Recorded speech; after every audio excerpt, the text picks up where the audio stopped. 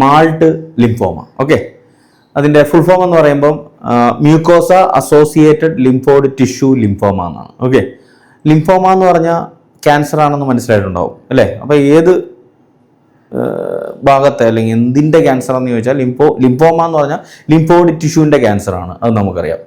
അപ്പം ഇത് കുറച്ചും കൂടെ മനസ്സിലാക്കാനുണ്ട്, കാര്യങ്ങളോട് വരാം. അതിനു മുമ്പേ ഞാൻ ഒരു കാര്യം പറഞ്ഞോട്ടെ, എന്താണ് മാൾട്ട് എന്ന് പഠിക്കണം. ഓക്കെ, കാര്യം എൻ്റെ എക്സ്പാൻഷൻ കേട്ടപ്പോൾ മനസ്സിലായിട്ടുണ്ടാവും, മ്യൂക്കോസ അസോസിയേറ്റഡ് ലിംഫോയിഡ് ടിഷ്യൂ. അപ്പം അങ്ങനെയൊക്കെ കേൾക്കുമ്പോൾ ചിലപ്പോൾ അത്രയ്ക്ക് അങ്ങോട്ട് അനാട്ടമി പഠിക്കുന്ന സമയത്ത് നമ്മൾ പഠിക്കുന്നതാണ് തീർച്ചയായിട്ടും, എന്നാൽ പോലും ചില എക്സാമ്പിൾസ് പറയാം മാൾട്ടിൻ്റെ, അപ്പം നിങ്ങൾക്ക് കണക്റ്റ് ആവും. നമ്മുടെ ടോൺസിൽസ് ഉണ്ടല്ലോ, മാൾട്ടാണ് ബേസിക്കലി. ഓക്കെ, പേയേഴ്സ് പാച്ച് അത് ചോദിക്കാൻ സാധ്യതയുള്ള ഗവൺമെൻറ് എക്സാംസിലൊക്കെ ഇൻഡസ്ട്രൈനിൽ വരുന്നത് അല്ലേ. മ്യൂക്കോസ അസോസിയേറ്റഡ് ലിംഫോയിഡ് ടിഷ്യൂ ആണ്, അത് ഒരു എക്സാമ്പിളാണ് മാൾട്ടിൻ്റെ. എന്തിനു പറയുന്നത്, അപ്പൻഡിക്സ്, അത് മാൾട്ടിൻ്റെ ഒരു എക്സാമ്പിളാണ്. എക്സാമ്പിൾ കണക്ട് ചെയ്തപ്പോൾ കുറച്ചുകൂടെ കിട്ടിയിട്ടുണ്ടാവും. എന്നാൽ എന്താണ് ഈ സാധനം എന്ന് ചോദിച്ചാൽ, ഇതുപോലുള്ള ഓർഗൻസ് അല്ലെങ്കിൽ പ്രത്യേക ഭാഗങ്ങളിൽ ലൈനിങ് ഉണ്ടാവുമല്ലോ, അതിനോട് ചേർന്ന് വരുന്നതാണ് മ്യൂക്കോസ അസോസിയേറ്റഡ്, അതിനോട് ചേർന്ന് വരുന്ന ലിംഫോയിഡ് ടിഷ്യൂ ആണ്.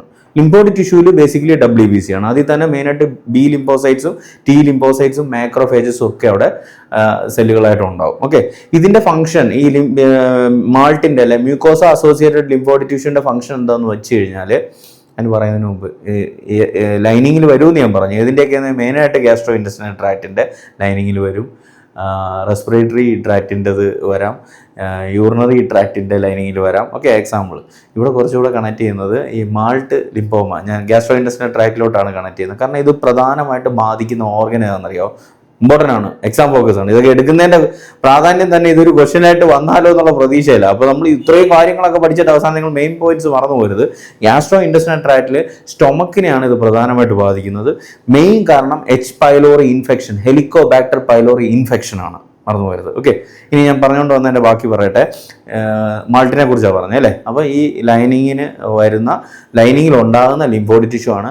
അതിൻ്റെ പ്രധാന ഫംഗ്ഷൻ എന്താണെന്ന് വെച്ചാൽ ലോക്കൽ ഡിഫെൻസ് ആണ്. ഓക്കെ, WBCയുടെ ഫംഗ്ഷൻ ഡിഫെൻസ് ആണ്, എന്ന് വെച്ചാൽ പുറത്തു നിന്നുള്ള സംഭവങ്ങൾക്കെതിരെ പ്രതിരോധം തീർക്കുക, അണുക്കൾക്കെതിരെയും ഒക്കെ അല്ലെ, ബാക്ടീരിയക്കെതിരെയും വൈറസിനെതിരെയും അല്ലെങ്കിൽ മറ്റ് നമുക്ക് വേണ്ടാത്ത സാധനങ്ങൾക്കെതിരെയൊക്കെ നമ്മുടെ ശരീരത്തിനെ പ്രൊട്ടക്ട് ചെയ്ത് നിർത്തുക എന്നുള്ളതാണ് WBCയുടെ ഫംഗ്ഷൻ. അപ്പോൾ അതുപോലെ തന്നെ ടോൺസിൽസ് ആണെങ്കിലും ഈ പറഞ്ഞ പേയേഴ്സ് പാച്ചസ് ആണെങ്കിലും ഒക്കെ തന്നെ ചെയ്തു തരുന്ന കാര്യം ഇത് തന്നെയാണ്.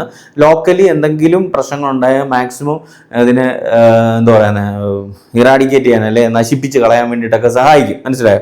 അപ്പം ലോക്കൽ ഡിഫെൻസ് ആണ് അതിൻ്റെ ഫംഗ്ഷൻ. അപ്പോൾ ഈ മാൾട്ടിന് ക്യാൻസർ വന്നാൽ എന്ത് സംഭവിക്കും, അതിനെയാണ് മാൾട്ട് ലിംഫോമ എന്ന് നമ്മൾ വിളിക്കുന്നത്. കാര്യം മനസ്സിലായി. ഞാൻ പറഞ്ഞ പോലെ ഇത് പ്രധാനമായിട്ട് ബാധിക്കുന്നത് പല ഓർഗൻസിലും ഉണ്ടാകാം, കാരണം മാൾട്ട് പലയിടത്തും ഉണ്ടല്ലോ. എന്നാലും കൂടുതലായിട്ട് ബാധിക്കുന്ന ഒരു ഓർഗനായിട്ട് പറയുന്നത് സ്റ്റൊമക്കാണ്, മറന്നു പോകരുത്, അത് ഇമ്പോർട്ടൻറ്റ് പോയിന്റാണ്. കാരണവും ഞാൻ പറഞ്ഞു വെച്ചു, Helicobacter pylori infection, H. Pylori. നമ്മൾ പ്രത്യേകിച്ച് തിയറിയൊക്കെ പഠിക്കുന്ന സമയത്തെ ഞാൻ എടുത്തു പറയുന്ന ഗ്യാസ്ട്രോ ഇൻറ്റെസ്റ്റിനൽ സിസ്റ്റത്തിൻ്റെ തിയറിയൊക്കെ പഠിപ്പിക്കുന്ന സമയത്ത് ഈ H. പൈലോറി ഇൻഫെക്ഷൻ ഈവൻ ഓങ്കോളജിയിൽ പോലും ഇത് പറയുന്നുണ്ട്. എടുത്ത് ക്യാൻസർ ഉണ്ടാക്കുന്നൊരു മൈക്രോ ഓർഗാനിസംസ് ക്യാൻസർ ഉണ്ടാക്കുമെന്ന് പറഞ്ഞ് നമ്മൾ പഠിക്കും. ഉദാഹരണം വൈറസും ബാക്ടീരിയ ഒക്കെ. വൈറസിൻ്റെ HPV ഒക്കെ അറിയാമല്ലോ, സെർവിക്കൽ ക്യാൻസറിന് കാരണമാവും, ഹ്യൂമൻ പാപ്പിലോമ വൈറസ് എന്ന് പറഞ്ഞ പോലെ. ബാക്ടീരിയയുടെ കഥ പറയുമ്പം നമ്മൾ ഏറ്റവും പ്രധാനമായിട്ട് പറയുന്ന ഒരു സംഭവമാണ് ഇത് ഹെലിക്കോബാക്ടർ പൈലോറി ഇൻഫെക്ഷൻ വന്നു കഴിഞ്ഞാൽ അവർക്കെല്ലാവർക്കും ക്യാൻസർ ഉണ്ടാവും എന്നല്ല പറയുന്നത്, അത് ക്യാൻസർ ഉണ്ടാക്കാനുള്ള പൊട്ടൻഷ്യൽ ഇതിന് കൂടുതലാണ്, ഈ ബാക്ടീരിയയ്ക്ക് കൂടുതലാണ്. അപ്പം അതുകൊണ്ട് തന്നെയാണ് ഈ ട്രിപ്പിൾ തെറാപ്പി, ക്വാഡ്രിപ്പിൾ തെറാപ്പി പറഞ്ഞാൽ കുറേ സ്ട്രോങ് ആൻറ്റിബയോട്ടിക്സും മറ്റേ പ്രോട്ടോൺ പമ്പ് ഇൻഹിബിറ്റേഴ്സും ഒക്കെ ചേർത്ത് കൊടുത്തിട്ട്. ട്രിപ്പിൾ തെറാപ്പിയുടെ കഥ പറയുകയാണെങ്കിൽ മെയിനായിട്ട് 3 എണ്ണമാണ് നമ്മൾ കൊടുക്കുന്നത്, 3 മരുന്നുകളാണ്. അതിനകത്ത് മെയിൻ 2 ആൻറ്റിബയോട്ടിക്സ് അല്ലേ, പ്രധാനമായിട്ട് ക്ലാരിത്രോമൈസിനും അമോക്സിസിലിനും പിന്നെ ഏതെങ്കിലും ഒരു പ്രോട്ടോൺ പമ്പ് ഇൻഹിബിറ്റർ, നമ്മുടെ പാൻഡോപ്രസോളോ ഒമിപ്രസോളോ ഒക്കെ പോലത്തെ ഒരു അങ്ങനെ 3 ഡ്രഗ് മനസ്സിലാവുന്നുണ്ട് ട്രിപ്പിൾ തെറാപ്പിയിൽ. ക്വാഡ്രിപ്പിളിലാകുമ്പോൾ 4 വരുന്നുണ്ട് കൊടുത്തിട്ട്. അപ്പം മനസ്സിലാക്കാതെ എന്തോരം സ്ട്രോങ് ബാക്ടീരിയ ആണെന്നുള്ളത്. അതിനെതിരെ ആൻറ്റിബയോട്ടിക്സ് കൊടുത്ത് ഇതിനെ ഇറാഡിക്കേറ്റ് ചെയ്യുക എന്നുള്ളതാണ് ഏറ്റവും പ്രധാനപ്പെട്ട ഗോൾ എന്ന് പറയുന്നത്, ട്രീറ്റ്മെന്റ് ഗോൾ എന്ന് പറയുന്നത്. തീർച്ചയായിട്ടും ഇത് ക്യാൻസർ ആയതുകൊണ്ട് റേഡിയേഷൻ തെറാപ്പിയും കീമോതെറാപ്പിയും ഒക്കെ ഡിപ്പെൻഡ്സ് ഓൺ സിവിയാരിറ്റി യൂസ് ചെയ്യേണ്ടി വരും, അത് വേറൊരു കാര്യം. പക്ഷെ ഫസ്റ്റ് ലൈൻ ട്രീറ്റ്മെന്റ് എന്ന് പറയുന്നത് ആന്റിബയോട്ടിക്സ് ആണ്. അപ്പോൾ തന്നെ കാരണം കണക്ട് ചെയ്തോണം. ഈ ആന്റിബയോട്ടിക്സ് എന്ന് ഈ ബാക്ടീരിയ ആണ് ഇവിടുത്തെ വില്ലൻ.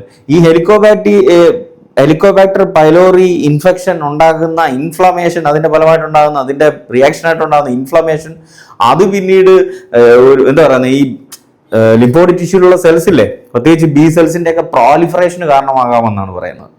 അങ്ങനെ വന്നു കഴിയുമ്പോൾ വളർച്ചയിലോട്ട് അത് പോകും. മനസ്സിലായോ? അപ്പോൾ മനസ്സിലാക്കുക, ഇതൊരു ക്യാൻസറസ് ഗ്രോത്ത് ആണ്. പക്ഷേ ഇതൊരു ലോ ഗ്രേഡ്, മനസ്സിലാവുന്നുണ്ടോ? Low grade slow growing tumour എന്നാണ് പറയുന്നത്. ഓക്കെ, ബീസൽ ട്യൂമർ അങ്ങനെ തന്നെ പറയേണ്ടി വരും. ഓക്കെ, അതൊന്ന് നോട്ട് ചെയ്ത് വെച്ചോണേ. Slow growing low grade B cell ലിംഫോമയാണ് എന്തെന്ന് നമ്മൾ അറിയപ്പെടുന്നത് മാൾട്ട് ലിംഫോമ എന്നറിയപ്പെടുന്നത്. ലോ ഗ്രേഡ് എന്ന് പറഞ്ഞാൽ നമുക്കറിയാം ഈ സെല്ലുകൾ വളർച്ച അല്ലേ, കോശങ്ങളുടെ വളർച്ച, അതിന് നമ്മൾ ട്യൂമർ എന്ന് പറയുന്നത്, അല്ലെങ്കിൽ ക്യാൻസർ എന്ന് പറയുന്നത്. അത് നോർമലായിട്ട് വളർന്ന് കയറുമ്പോഴാണ് നമ്മളതിനെ മാലിഗ്നൻസി അല്ലെങ്കിൽ ക്യാൻസർ എന്ന് പറയുന്നത്. പക്ഷേ കുറേയൊക്കെ എന്താ പറയുന്നത്, ഈ പുതിയ ഉണ്ടായ സെല്ലുകൾക്ക് അതിൻ്റെ പേരന്റ് സെൽസുമായിട്ട് സാമ്യത വരുമ്പോൾ, അല്ലെങ്കിൽ ഒറ്റവാക്കി പറഞ്ഞാൽ നോർമൽ സെല്ലുകൾ തന്നെയാണ് ഈ വളർന്ന് കൂടുന്നതെങ്കിൽ ലോ ഗ്രേഡ് എന്നാണ് പറയുന്നത്. അതിൻ്റെ ഗുണം എന്താ വെച്ചാൽ, അല്ലെങ്കിൽ എന്താ പറയണ്ടത്, അതിൻ്റെ ഒരു പോസിറ്റീവ് എന്താണെന്ന് വെച്ച് കഴിഞ്ഞാൽ ഇതിൻ്റെ പ്രോഗ്നോസിസ് നല്ലതായിരിക്കും. മനസ്സിലാവുന്നുണ്ടോ? അത്ര വലിയ ഡേഞ്ചർ ആവില്ല. നമുക്ക് നേരത്തെ അത് എന്താ പറയുന്നത്, ഇതുപോലുള്ള ട്രീറ്റ്മെൻറ്റിലൂടെ പെട്ടെന്ന് മാറ്റിയെടുക്കാൻ സാധിക്കും. അതാണ് കാര്യം. അപ്പോൾ ഇതൊരു ലോ ഗ്രേഡ് ക്യാൻസർ ആണെന്ന് പറയാം, അങ്ങനെ പറയുന്നതായിരിക്കും നല്ലത്. പിന്നെന്താ, സിംറ്റംസ്, പിന്നെ സ്വാഭാവികമായിട്ടും സ്റ്റൊമക്കിനെയാണിത് ബാധിക്കുന്നതെന്ന് പറയുന്നത്. അപ്പോൾ അതുമായിട്ട് ബന്ധപ്പെട്ടുള്ള എന്താ പറയുന്നത് കുറച്ച് ലക്ഷണങ്ങൾ പറയുന്നത്, ദഹനക്കേട്, ഇൻഡൈജഷൻ ഉണ്ടാകും, അബ്ഡോമിനൽ പെയിൻ ഉണ്ടാകാം, നോസിയ, വോമിറ്റിംഗ് പോലുള്ള ലക്ഷണങ്ങൾ സ്വാഭാവികമായിട്ടും അല്ലേ, കഴുപ്പിനെ ഇൻഡൈജഷനെയൊക്കെ ബാധിക്കുന്നതുകൊണ്ട് തന്നെ വെയിറ്റ് ലോസ് ഉണ്ടാകാം അവർക്ക്. ഇത് ലക്ഷണങ്ങളുണ്ടെങ്കിൽ, ചിലപ്പോൾ ലക്ഷണങ്ങളൊന്നും ഇല്ലാതെ സൈലൻ്റ് ആയിട്ട് ഈ ഒരു ക്യാൻസർ അങ്ങനെ നിൽക്കാനുമുള്ള സാധ്യത ഉണ്ടെന്നാണ് പറയുന്നത്. സിംറ്റമാറ്റിക്കും ആയിരിക്കാം. ഓക്കെ, പിന്നെ ഡയഗ്നോസ് ചെയ്യുന്നത് സ്വാഭാവികമായിട്ടും ക്യാൻസർ ഡയഗ്നോസ് ചെയ്യാനുള്ള പ്രധാന ടൂൾ എന്ന് പറയുന്നത് ബയോപ്സിയാണ്. അപ്പോൾ നമുക്ക് അകത്തുനിന്ന് ടിഷ്യൂ എടുത്ത് ചെയ്യണമെങ്കിൽ എൻഡോസ്കോപ്പി വിത്ത് ബയോപ്സിയിലൂടെ നമുക്കിത് കൺഫേം ചെയ്യാൻ സാധിക്കും. പിന്നെ ഇവിടെ നമ്മളെപ്പോഴും ഇങ്ങനെ വയറ്റിലെ പ്രശ്നങ്ങളൊക്കെ ഉണ്ടാകുന്ന സമയത്ത് ഇങ്ങനെ ഒരു സംശയങ്ങളൊക്കെ പോകുമ്പോൾ ഈ ബാക്ടീരിയയുടെ പ്രസൻസ് ഉണ്ടോ എന്ന് നോക്കും. നമ്മൾ വീണ്ടും പറയുന്നു, ഇങ്ങനൊരു ബാക്ടീരിയ ക്യാൻസർ ഉണ്ടാക്കാൻ സാധ്യത ഉള്ളതുകൊണ്ട് തന്നെ ആ ബാക്ടീരിയയുടെ പ്രസൻസ് ഉണ്ടോ എന്ന് നോക്കുന്നത് വളരെ ഇമ്പോർട്ടൻറ്റ് പോയിന്റ് ആണ്. അതുകൊണ്ട് തന്നെ അതുമായിട്ട് ബന്ധപ്പെട്ട് ഹെലിക്കോബാക്ടർ പൈലോറി ഇൻഫെക്ഷൻ്റെ ചില ടെസ്റ്റുകളും ചെയ്യുന്നത് നിങ്ങൾക്ക് അറിയാമായിരിക്കും. യൂറിയ ബ്രീത്ത് ടെസ്റ്റ് പോലുള്ള ടെസ്റ്റുകൾ ചെയ്തിട്ട് ആ ബാക്ടീരിയയുടെ പ്രസൻസ് കൂടെ കണ്ടെത്താൻ ശ്രമിക്കുക. ഓക്കെ, അത് ഇമ്പോർട്ടൻറ്റ് പോയിന്റ്. ട്രീറ്റ്മെൻറ്റ് ഞാൻ നേരത്തെ പറഞ്ഞു, എച്ച് പൈലോറി ഇൻഫെക്ഷനെതിരെയുള്ള ട്രീറ്റ്മെൻറ്റ്. കാരണം ഇതിനെ ഇറാഡിക്കേറ്റ് ചെയ്ത് കഴിഞ്ഞാൽ പതുക്കെ ഈ ട്യൂമറും റിഗ്രസ് ആവുമെന്നാണ് പറയുന്നത്. അപ്പോൾ നമുക്ക് അവനെ ഓടിച്ചു കളയണ്ടേ. അപ്പോൾ അതിന് വേണ്ടിയിട്ട് ആൻറ്റിബയോട്ടിക്സ് നേരത്തെ ഞാൻ പറഞ്ഞായിരുന്നു, ട്രിപ്പിൾ തെറാപ്പി ഒക്കെ അതിൻ്റെ ഭാഗമായിട്ട് യൂസ് ചെയ്യുന്നതാണ്. ആൻറ്റിബയോട്ടിക്സ് യൂസ് ചെയ്ത് അതിനെ കളയണം. റേഡിയേഷൻ തെറാപ്പി ഉപയോഗിക്കാറുണ്ട്. പിന്നെ ഈ പറഞ്ഞ പോലെ ഒരുപാട് അഡ്വാൻസ്ഡ് ആണെങ്കിൽ ചിലപ്പം എന്താ പറയണ്ടേ, കീമോതെറാപ്പിയും യൂസ് ചെയ്യേണ്ടി വരും. ഇനി മതി, അത്യാവശ്യം പോയിന്റ്സ് എല്ലാം ഞാൻ പറഞ്ഞു കഴിഞ്ഞു. ഇനി നമുക്ക് എല്ലാം പഠിച്ചു കഴിഞ്ഞിട്ട് ഒരു 3-4 പോയിന്റ് ഓർത്ത് വെക്കാൻ വേണ്ടിയിട്ട്, എക്സാംസിന് വേണ്ടിയിട്ട് ഓർത്ത് വെക്കാനുണ്ട്. ഫസ്റ്റ് തിങ്, ഇതൊരു ലോ ഗ്രേഡ് ബീസൽ ലിംഫോമയാണ്. മെയിൻ കോസറ്റീവ് ഏജന്റ് എന്നോ ഒക്കെ വിളിക്കുക, കാരണക്കാരൻ എന്ന് പറയുന്നത് എച്ച് പൈലോറി ഇൻഫെക്ഷൻ ആണ്. ഓക്കെ, അതുകൊണ്ട് തന്നെ ഇതിൻ്റെ ഫസ്റ്റ് ലൈൻ ട്രീറ്റ്മെൻറ്റ് എന്ന് പറയുന്നത് ആൻറ്റിബയോട്ടിക്സ് ആണ്. നോട്ട് ചെയ്തോണം, മനസ്സിലായോ? പിന്നെ വിട്ടുപോയി, മറ്റേ എൻ്റെ മോസ്റ്റ് കോമൺ അഫക്റ്റിംഗ് ഓർഗൻ അല്ലേ, പ്രധാനമായിട്ട് ഏത് ഓർഗനെയാണ് ഇത് ബാധിക്കുന്നത് ചോദിച്ചാൽ സ്റ്റൊമക്കിനെയാണ് ഇത് ബാധിക്കുന്നത്. യൂട്യൂബ് മെമ്പേഴ്സ് ഉള്ളി ഗോൾഡ് ലെവലിൽ നിന്നുള്ള ഒരു വീഡിയോ ആണ് നിങ്ങളിപ്പോൾ കണ്ടത്. അപ്പം ഇതുപോലുള്ള ക്ലാസ്സുകൾ നമ്മൾ മെമ്പേഴ്സ് ഉള്ളിയിൽ സ്പെഷ്യലായിട്ട് ചെയ്യുന്നുണ്ട്. അതിനകത്ത് ആദ്യത്തെ സിൽവറിലും ഗോൾഡിലും വന്നിട്ട് ഇതുപോലുള്ള ടോപ്പിക്കുകളാണ് ഇട്ട് പോകുന്നത്. ഓക്കെ, അതിന് ആദ്യത്തെ സിൽവറിൽ നമ്മൾ റിസർച്ച് മാനേജ്മെൻറ്റ് ഏരിയ ഡീൽ ചെയ്യുന്നുണ്ട് അത്യാവശ്യം. ഗോൾഡിൽ വന്നിട്ട് ഇതുപോലെ തന്നെ കുറച്ച് ഗോൾഡൻ പോയിൻറ്സും ഇമ്പോർട്ടൻറ്റ് പോയിൻറ്സും എക്സാംസിനൊക്കെ വരാൻ സാധ്യതയുള്ള പോയിൻറ്സും, പിന്നെ ഇതുപോലുള്ള റെയർ ടോപ്പിക്സ്, ഡിഫിക്കൽട്ട് ടോപ്പിക്സ് ഒക്കെ മെയിനായിട്ട് ഫാക്കൾട്ടി എക്സാംസ്, എന്താ പറയണ്ടേ, അസിസ്റ്റൻറ്റ് പ്രൊഫസർ, ട്യൂട്ടർ, ലെക്ചറർ അങ്ങനെയുള്ള പോസ്റ്റുകൾക്ക് വേണ്ടിയിട്ടുള്ള ക്ലാസ്സുകളാണ്. പിന്നെ ഗവൺമെൻറ് എക്സാംസും അങ്ങനെ ഉപകാരപ്പെടും.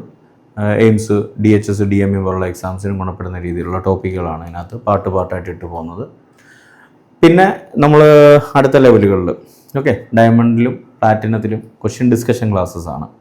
അത് മെയിനായിട്ട് ഗവൺമെൻറ് എക്സാംസിനും പിന്നെ DH, MOH, പ്രോമെട്രിക്കിനും ഒക്കെ വേണ്ടിയിട്ടുള്ള ക്വസ്റ്റ്യൻ ഡിസ്കഷനാണ് അതിനകത്തിൽ വരുന്നത്. ഓക്കെ, അപ്പോൾ ഇത് ജോയിൻ ചെയ്യാൻ വേണ്ടിയിട്ട് ഈ യൂട്യൂബ് സബ്സ്ക്രൈബ് ബട്ടൺ, അടുത്ത് കാണുന്ന ജോയിൻ ബട്ടണിൽ ക്ലിക്ക് ചെയ്തിട്ട് ഏത് ലെവലാണോ വേണ്ടത് നിങ്ങൾക്കത് പർച്ചേസ് ചെയ്യാം. ഇപ്പോൾ ആക്റ്റീവായിട്ട് ഞാൻ ക്ലാസ്സുകളിട്ട് മുന്നോട്ട് കൊണ്ടുപോയിക്കൊണ്ടിരിക്കുന്ന, വീണ്ടും പറയുന്നു, അത് ഗോൾഡ് ലെവലിലാണ്.